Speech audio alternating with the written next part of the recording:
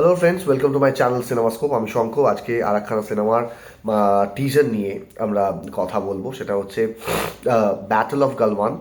Battle of Galwan নিয়ে এমনি প্রচণ্ড একটা হাইপ ক্রিয়েট হয়ে আছে।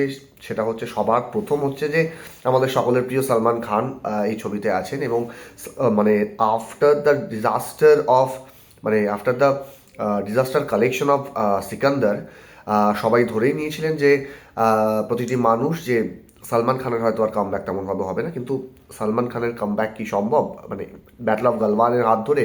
কারণ এই যে ডিরেক্টর অপূর্ব লাখিয়া, এক সময় তিনি অনেক হিট ছবি দিয়েছেন, ভালো ভালো হিট ছবি দিয়েছেন, শুট আউটার, লোখান্ডওয়ালা, হ্যাঁ, বা তাছাড়াও আরও এই কাজ নামি এরকম ধরনের সিনেমা করেছিলেন, এবং এই ধরনের ছবি উনি করেন, এবং গ্যাংস্টার ড্রামা বা এরকম দেশাত্মবোধক ছবি মনে হয় অপূর্ব লাখিয়ার কেরিয়ার গ্রাফে প্রথম।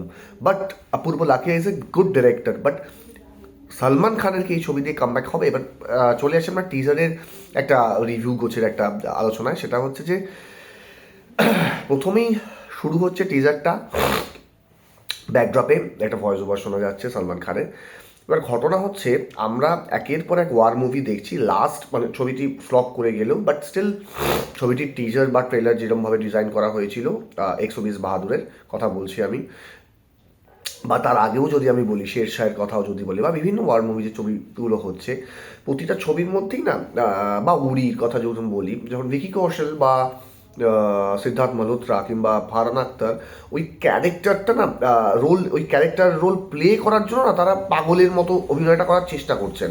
বিষয়টা হচ্ছে যে তাদের ভোকাল টেক্সচার, তাদের কথা বলা, তাদের অঙ্গভঙ্গি, চোখের পাতা ফেলা, এই বিষয়গুলো খুব ম্যাটার করে। একটা ক্যারেক্টার হয়ে ওঠা, একটা চরিত্র হয়ে ওঠা তো ইজ ভেরি ডিফিকাল্ট, এবং একজন দক্ষ অভিনেতার সেটাই কাজ, স্ক্রিনে কী করে একটা প্রপারলি ক্যারেক্টারকে সে ফুটিয়ে তুলবে।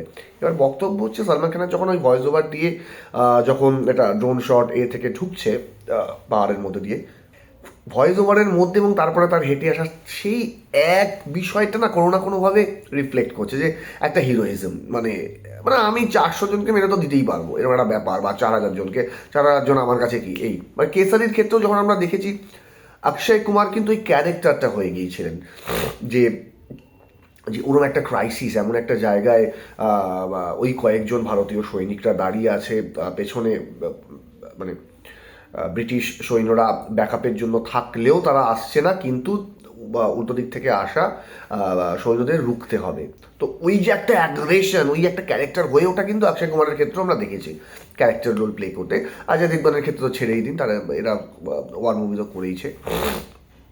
কিন্তু এক্ষেত্রেও সেই সেম একটা ক্লিশে জিনিস, আমার অতটা ধৃষ্টতা নেই কি বলবো করার, বলার এটা এত ভালো বা এত ডিরেক্টলি, বাট স্টিল আমার যেটা মনে হয়েছে যে ওইগুলো না খুব রুটেড হওয়া দরকার ছিল, ওই ভোকাল টেক্সচার, ওর ইনফ্যাক্ট সালমান খানের পেছন দিকে যে সৈন্যরা দাঁড়িয়ে আছে, তারা যেভাবে দাঁড়িয়েছে, তারা যে অ্যাটিটিউড নিয়ে দাঁড়িয়ে আছে, সেটা অনেক বেশি রিয়েলিস্টিক লাগছে। রাদার সেই ওই গাঠের গাছের ওই যে গুড়িটাকে নিয়ে যে হাতের মধ্যে রাখছে, সামনে আসছে, হ্যাঁ, ওই বিষয়টা বেরিয়ে যাচ্ছে হচ্ছে পেছন দিকের ব্যাকে যে বিজিএম হিসাবে ট্রিট হয়েছে, যে জয় হিন্দ জয় হিন্দ যে গানটা চলছে, সেইটা কিছুটা রক্ত গরম করছে হয়তো, বাট ভিজুয়াল সেই টিপিক্যাল সালমান খান, একটা হিরোকে দেখাতে হবে, আস্তে আস্তে স্লো মোশনে ঘুরছে সে, এই বিষয়গুলো আছে। তো এইটা আমার টিজারে মনে হয়েছে। আদারওয়াইজ দুটো তিনটে শর্ট আছে, এমন কিছু শর্ট ডাইভার্সিটিও ইসের মধ্যে, টিজারের মধ্যে আমরা দেখতে পাই না। তো ফলত শর্ট ডাইভার্সিটির ক্ষেত্রে দিয়ে বা লোকেশন ডাইভার্সিটির ক্ষেত্রে খুব বেশি কিছু বলার নেই, বাট এই ওভারঅল বিষয়টা হচ্ছে এইটা, যে এটি এত মাচুয়েটেড একটা টিজার ছিল, তো সেইটা আমার মনে হয় আরও ভেরি এটা আরও ডিরেক্টরের আরও গ্রিপে রেখে বানানো দরকার ছিল। কারণ সবার একই প্রশ্ন, সেটা হচ্ছে ব্যাটল অফ গালওয়ানে সালমান খানের কামব্যাক, শাহরুখ খানের হয়ে গিয়েছে, আমির খানও মোটামুটি একটা সেমি হিটের মধ্যে দিয়ে যাচ্ছেন, সিতারে জমিন পার তার সেরকম হয়েছে, কিন্তু সিকান্দার একদম বক্স অফিসে অসফল হওয়ার পর থেকে কিন্তু এই প্রশ্ন বারে বারে উঠেছে। ফলত ব্যাটল অফ গালওয়ান নিয়ে কিন্তু প্রচণ্ড পরিমাণে এক্সপেকটেশন, শুধুমাত্র সালমান খান প্রেমীদের জন্য নয়, আপামর ভারতবাসীর জন্য। তো এখন দেখা যাক, টিজার দিয়ে সব কিছু বিচার করা যায় না, কারণ অপূর্ব লাখিয়ার ওপর যথেষ্ট পরিমাণে দর্শকদের ভরসা আছে। ইনফ্যাক্ট আমার নিজের খুব পছন্দের পরিচালক অপূর্ব লাখিয়া, তো ফলো তো মানে ফিঙ্গার ক্রসড এবং let's hope for the best যে ব্যাটল অফ গালওয়ান আশা করা যায় আশানুরূপ একটা ফলাফল করবে। তো এই ছিল সিনেমাস্কোপের আজকের পর্বের আলোচনা। তো অবশ্যই করে আপনারা সাবস্ক্রাইব করুন সিনেমাস্কোপে এবং লাইক শেয়ার করতে ভুলবেন না, এবং যদি এরকম কোনো কন্টেন্ট মনে হয় যেটা নিয়ে আলোচনা করা যায় তো অবশ্যই করে কমেন্টে জানান, নিচের কমেন্টে জানান, ঠিক আছে?